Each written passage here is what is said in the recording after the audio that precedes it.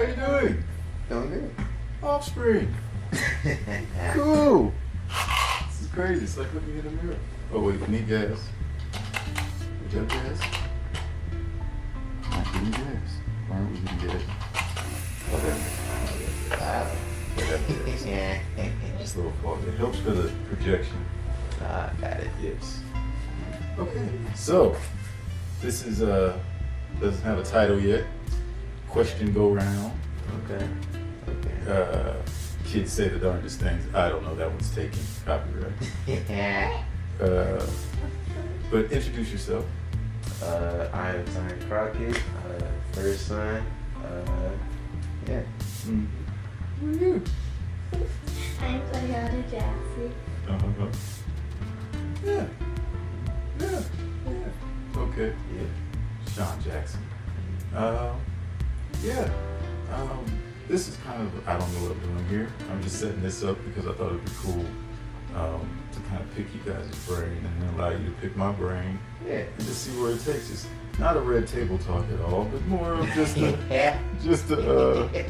how do you say, it's a dissection, that's all. there you go.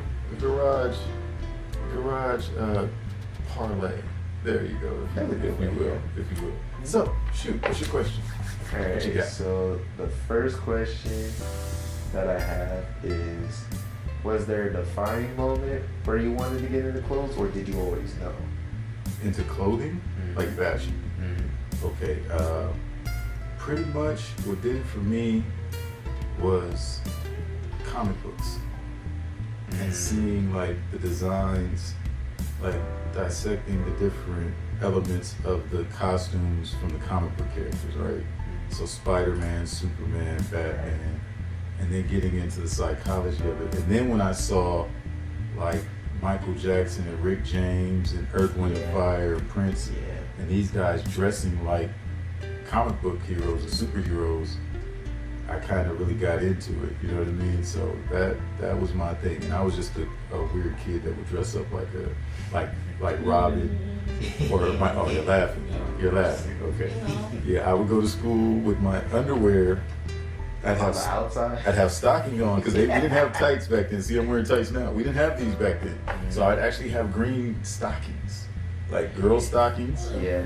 And then I wear my underwear over that. And I would tuck a church shirt, like a button-up. I had a yellow button-up shirt it was short sleeve like Robin. I would tuck that in, and I drew an R on it, painted an R on it, and I had an underoos cape. And I would go to school like that. And I would get teased and ridiculed, but I was always into just Did being. they allow that? I had a cool principal, Miss Thompson, at Kelso Elementary. Lucky. Yeah. Dad. Yeah, and I was a good student. I passed all the tests with flying colors. Okay. So that it helps. Yeah, it helps. I was just an artsy kid. But good question. What's your question?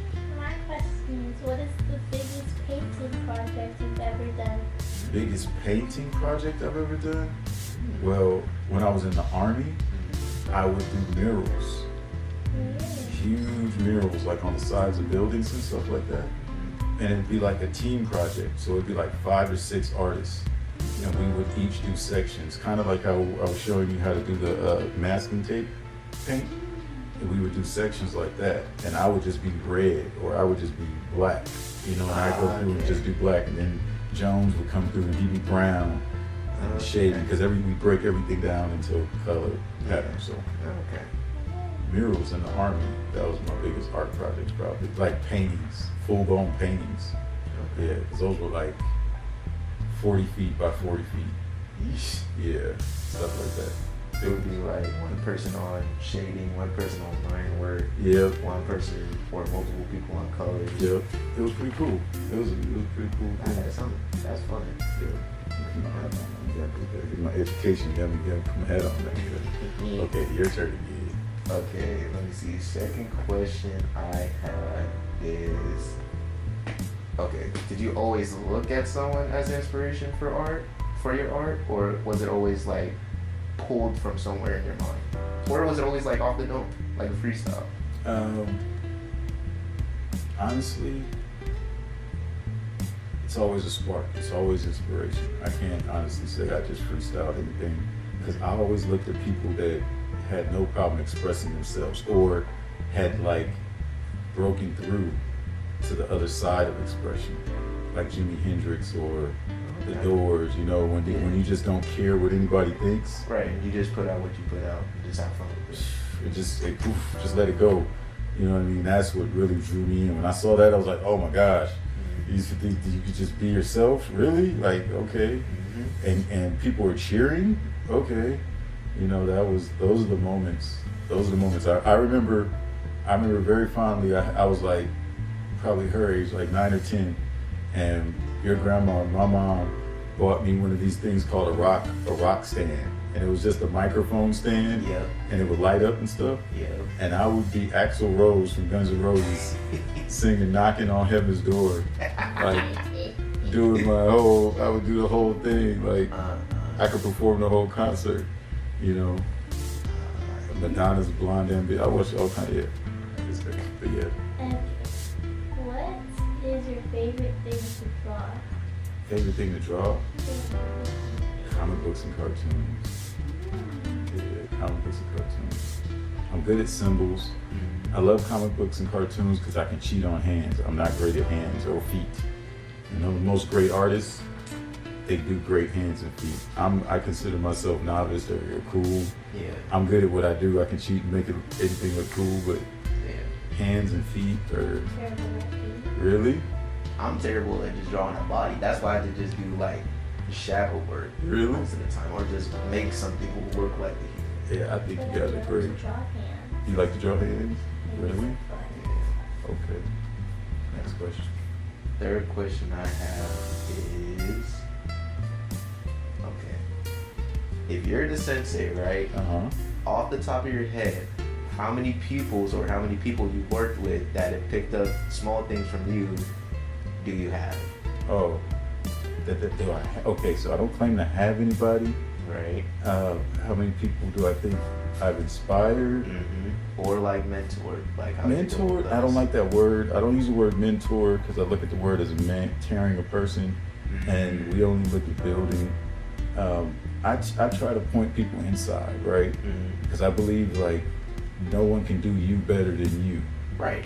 So I can't really, all I can do, like I expressed before, all I can do is hand you a manual of situations that I've gone through before, previous, that may have been considered problems or issues, but I've now turned them into a manual so I can hand them to you. And I just like doing that. And then me, I'm really quirky because I only like working amongst kings and queens, you know what I mean? If that makes any sense. So it's like, I've had people come, like, I'm not gonna mention any names, but I've had artists come to me like, oh man, I just gotta sit up next to you and I gotta absorb. And that's like so turned me off because I've never had that opportunity. Right. I've never done that, never desired to, you know what I mean? I've always like been inspired and seen things and just going to do my thing.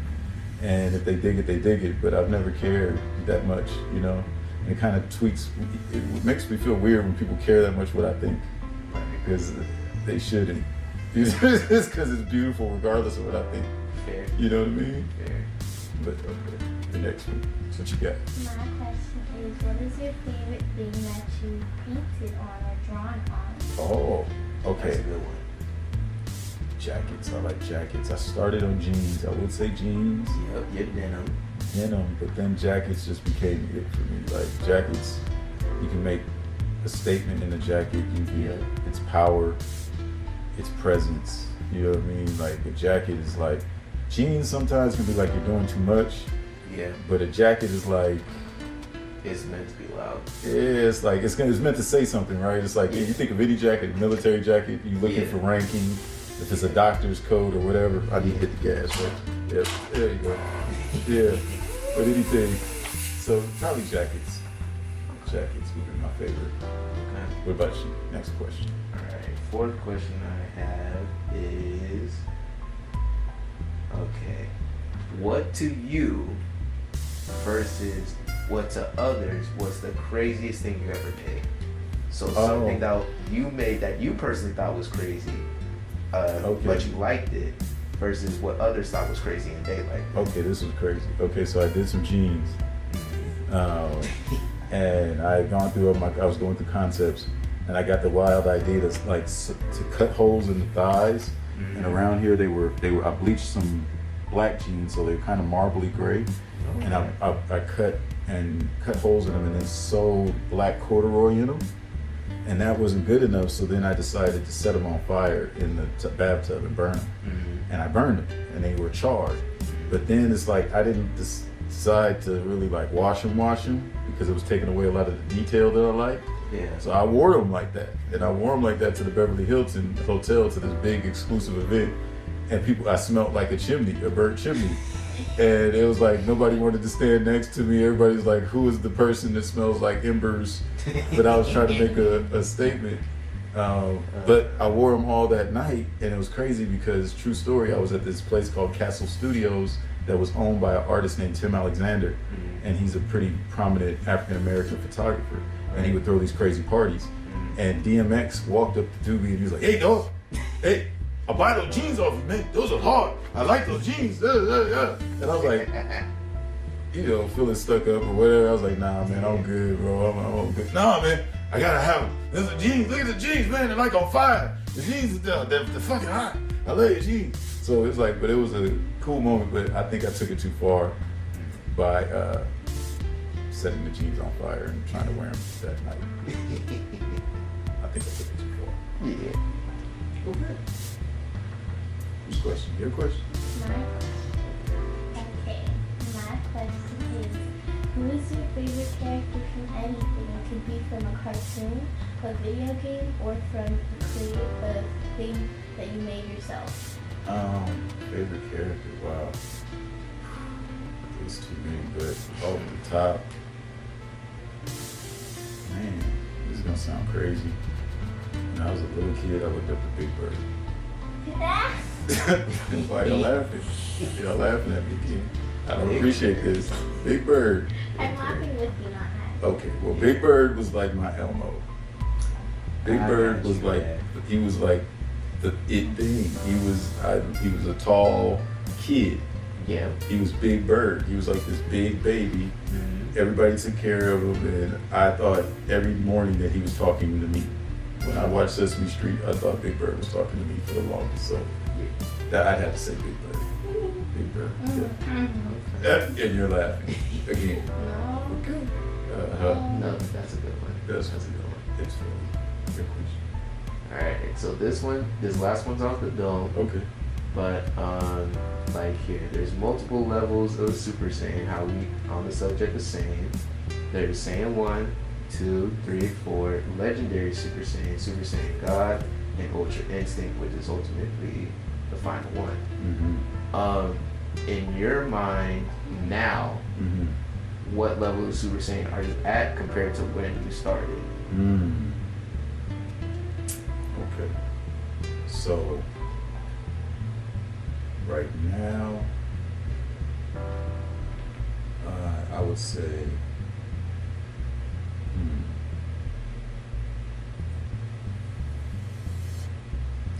good question. I would, as we speak right now, I'm humbly, I would say, at a level of fusion. I'm at a level of fusion, so I would say anywhere between Super Saiyan 8, anywhere in there. I'm able to go omnipresent, like I'm able to go, able to go ape shit if I need be, but I digress, as they say. That's what, but I still train.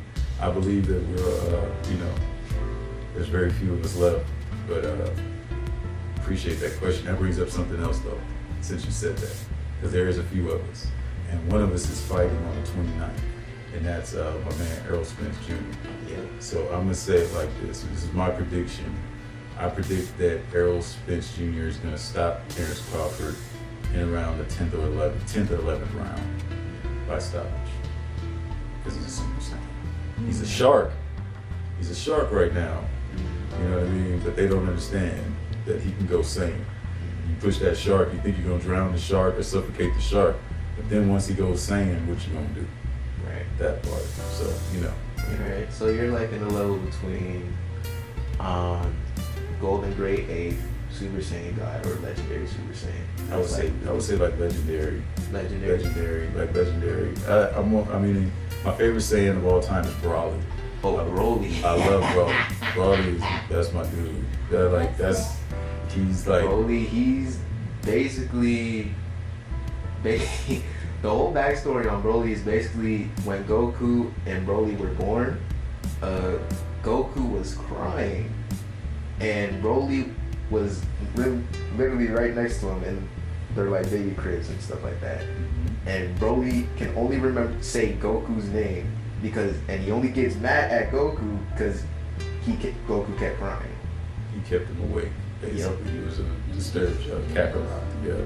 So but Broly is like insanely strong, misunderstood at the same time, but he's like, that's my favorite saying. That's my favorite. I feel very Broly-ish. I just like to speak, go be by myself sometimes. What's your question? Okay, have you ever written a comic book as a kid? Yeah. Yep. I've written a lot of comic books as a kid. Had great art teachers. Had great friends that I wrote with. People that are accomplished artists now. Lamar Douglas, Blackwater Studios. He's done album covers for everybody in the hip hop industry. DeVorier Wilson. We used to draw. Really? We used to draw Double Dragon comic books in like 4th grade, stuff like that, and get in trouble for drawing lewd drawings on paper skateboards and cardboard skateboards and stuff like that. But I've known a lot of I forget those kids' names. They were Asian twins. They went on to draw at Image Comics. One of them went to Image Comics, but I went to high school with them. So a lot of artists. I've drawn a lot of comics. I love comics. Yeah, I do. Yeah. Now, any 3 to 5 questions you have for us, too? Yep, we're gonna rotate real quick. We got 2 questions real quick. So switch. Scoot over. Ziona first. Yep, ladies first. Then you go there. Ziona. We get to ask her 2 questions. You go first. You gotta hit the gas. Step on the gas. Hold it down. There you go. There you go. Okay, let it go. All right. Okay, cool. Question. You go first. Just set the tone. Okay. So, Miss Monroe. Hey, superheroes, welcome. There's something you don't see every day. Yeah, woke up this morning with a thought on my box, checking my stocks, corner in the market in uranium rocks. I decided to tickety tock. Yeah, y'all know my breath smell like a pure crock. Fast forward past the shower, now we're rickety rock. Thought is this: melanated people, refinement, no retirement, requirement is will. Meaning, will you do what you need to do willingly, no villainy, feeling me? I want I. You have no choice but to give it to me. Pennies for my thoughts, quarters for my vibe, dollars for my time, $1 million while I enjoy my life. I'm arrived, step aside, inside my sanity. She stands with me in a trench coat with a shoddy body. She shot me down, bang bang. My boots were made for walking, rocking, Sinatra was flocking. A velvet body suit, some heels